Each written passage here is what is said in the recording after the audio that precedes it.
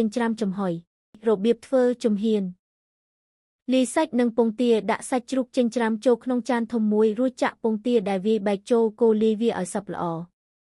តាក់គ្រឿងចូលបន្ថែមខ្ទឹមខ្ទឹមក្រហមម្ទេសនិងប្រហុកចិញ្ច្រាំចូលក្នុងចានសាច់រួចកូរឲ្យសព្វម្ដងទៀតផ្សំរសជាតិដាក់ស្ករត្នោតម្សៅស៊ុបនិងទេហុយចូលភ្លក់មើលឲ្យមានរសជាតិល្មមកុំដាក់អំបិលឬទឹកត្រីបន្ថែមអីព្រោះប្រហុកនិងពងទាប្រៃមានជាតិប្រៃស្រាប់ហើយរៀបចំចំហុយដួសគ្រឿងដែលលាយរួចដាក់ចូលក្នុងចានសម្រាប់ចំហុយតាក់ចំហុយក្នុងឆ្នាំងទឹកពុះរយៈពេលប្រហែល15ទៅ20នាទីតុបតែងបន្ថែមនៅពេលជិតឆ្អិនត្រូវយកស្នូលពងទាប្រៃដាក់ពីលើរួចរោយស្លឹកខ្ទឹមនិងទេសបន្ថែមដើម្បីឲ្យមានសោភ័ណភាពស្អាតរួចបន្តចំហុយ2-3នាទីទៀតជាការស្រេច3វិធីញ៉ាំឲ្យឆ្ងាញ់ម្ហូបនេះត្រូវញ៉ាំជាមួយបន្លែអន្លក់ស្រស់ដូចជា